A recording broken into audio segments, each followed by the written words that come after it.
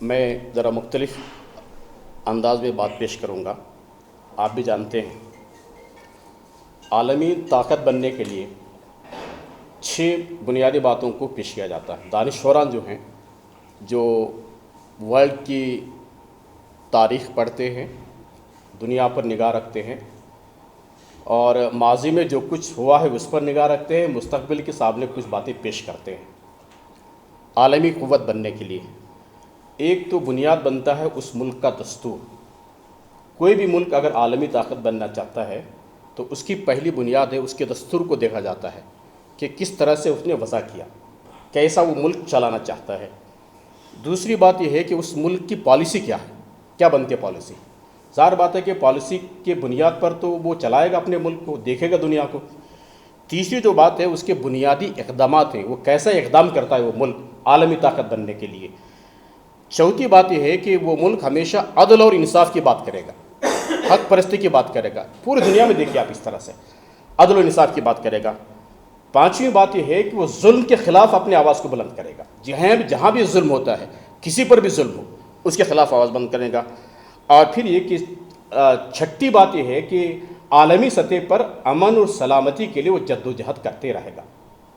ہمیں اس بات پر خوشی ہے کہ ہمارا ملک آزادی کے بعد سے لے کر کے 6 بنیادوں پر چلتا رہا ہے، اور آج ہم دیکھتے ہیں کہ ہمارے ملک کے دانشوران، حکمران بھی عالمی قوت بننے کی وہ بات کہتے ہیں، اور یہ وجہ بھی ہے کہ ہمارا ملک آئندہ چل کر کے عالمی قوت بن سکتا ہے۔ یہ عالمی قوت اسی وقت بنے گا جب کہ ان 6 بنیادی باتوں پر عمل کرنا چاہیے، چلنا چاہیے۔ اللہ کا فضل یہ ہے کہ ہمارا ملک اس طرح کی قوت حاصل کرنے کی طرف وہ رواں دواں ہے۔ اب ہماری یہ ہے کہ آزادی کے جو 75 سال گزرے ہوئے ہیں، ہمارے ملک کی پوری تاریخ ہے، یہ 6 بنیادی باتوں پر کہیں نہ کہیں پائیں گے آپ۔ گاندھی جی سے لے کر کے اس ملک میں گزرنے والے صدور اور اس ملک کے وزرائے اعظم، اور پھر ہم دیکھیں گے کہ جتنے بھی گزرے ہوئے ہیں، چاہے وہ کسی بھی پارٹی سے ان کا تعلق کیوں نہ ہو، انہوں نے حق کی بات کہی، انصاف کی بات کہی، امن کی بات کہی، ظالم کے خلاف انہوں نے آواز کو بلند کیا، اپنے دستور پر اپنے ملک کو قائم رکھا، پالیسی کی بات انہوں نے کہی، انسانیت کی بات انہوں نے کہی۔ تو اس کا مطلب یہ ہوا کہ ہمارا ملک دھیرے دھیرے وہ عالمی قوت کی طرف، عالمی طاقت بننے کی طرف رواں دواں ہے۔ یہ ہم اس پر اللہ کا شکر ادا کرتے ہیں۔ ایک اور بات میں آپ کے سامنے بتاتا ہوں، ذرا سوچ کر دیکھیے کہ اس ملک کے اندر تجارت کی غرض سے ایسٹ انڈیا کمپنی قائم کیا گیا۔ کتنے سال تک انہوں نے جدوجہد کی؟ 190 سال تک اس ملک کو یرغمال بنا کے رکھا انگریزوں نے۔ اس ملک کے باشندوں نے کیا کیا؟ جدوجہد کیا، انہوں نے آزادی کے لیے لڑا۔ انہوں نے کہا کہ ہمارا اپنا ملک ہے، تجارت کے لیے تم آئے ہوئے تھے، جگہ تمہیں ہم نے دی، روزی روٹی کا موقع ہم نے فراہم کیا، اور سر کو چھپانے کے لیے جگہ ہم نے دی، اور آخرکار تم ہم پر ظلم کرتے ہو۔ لہٰذا ہمارے ملک کی عوام نے ان کے خلاف آواز بلند کیا۔ آپ کو معلوم ہے 1 لاکھ سے زیادہ اس ملک کی آزادی کے لیے شہید ہونے والے، شہادت کے بعد، اور ہزاروں کی تعداد میں خواتین بیوہ بننے کے بعد، ہزاروں کی تعداد میں بچے یتیم بننے کے بعد ہمارا اپنا ملک آزاد ہوا۔ تو اسی طرح سے ہم سوچتے ہیں کہ ہمارا ملک ہمیشہ سے آزادی سے پہلے بھی اور آزادی کے بعد بھی اور آج بھی ہمارا ملک فلسطین کے حق میں ہے۔ کیوں حق میں ہے؟ اس لیے کہ فلسطین کی اس زمین پر بسنے کا موقع دیا گیا تھا یہودیوں کو۔ شروع سے آپ دیکھیے، پوری تاریخ دیکھیے۔ آج ہمیں خوشی اس بات پر ہے کہ سوشل میڈیا کے اندر پوری تاریخ بیان کی جا رہی ہے، پوری ہسٹری آ رہی ہے۔ جو ہسٹری معلوم نہیں تھی وہ ہسٹری معلوم کی جا رہی ہے۔ اس کا مطلب یہ ہوا کہ یہاں یہودیوں کو بسنے کے لیے ان کے پاس جگہ بھی نہیں تھی۔ بسنے کے لیے جرمنی والوں نے، ایروپ والوں نے، مختلف ممالک پر رہنے والے یہودیوں کو لا کر کے بسایا گیا تھا۔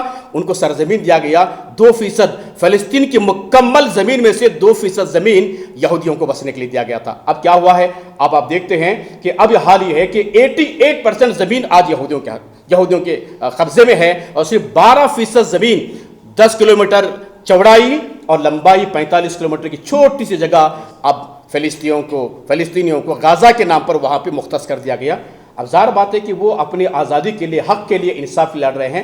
ہم اپیل یہ کرتے ہیں ہمارے اپنے ملک کے حکمرانوں سے، ہمارے اپنے ملک کی پالیسی جس طرح بنی ہوئی ہے، دستور جس طرح بنا ہوا ہے، حق و انصاف کے فیور میں ہم نے بات کی ہے، ہم اپنے ملک کے حکمرانوں سے اپیل یہ کرتے ہیں کہ یہ جو فلسطینی اس وقت جو مظلوم ہیں پوری طرح سے، ان کی حمایت میں بات کریں، ان کے حق میں بات کریں۔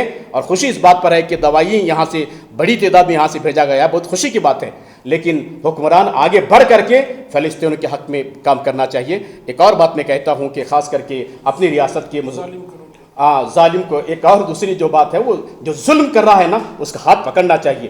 عالمی قوت بننے کے لیے لازمی ہے کہ ہمارے ملک کو ظالموں کا ہاتھ، ہمارا ملک آگے بڑھ کے ان ظالموں کا ہاتھ پکڑنا چاہیے، تب کہیں جا کر کے ہمارا یہ خواب شرمندہ تعبیر ہوگا۔ میں آخری بات یہ کہوں گا کہ ہمارے ریاست کے رہنے والے مسلمان نوجوان، ہندو بھائی ہو یا کسی بھی کمیونٹی سے تعلق رکھنے کے والے کیوں نہ ہوں، ہم ہمیشہ سے سچائی کے فیور میں ہم بات کرنا چاہیے، حق کا اور انصاف کے حق میں ہم بات کرنا چاہیے۔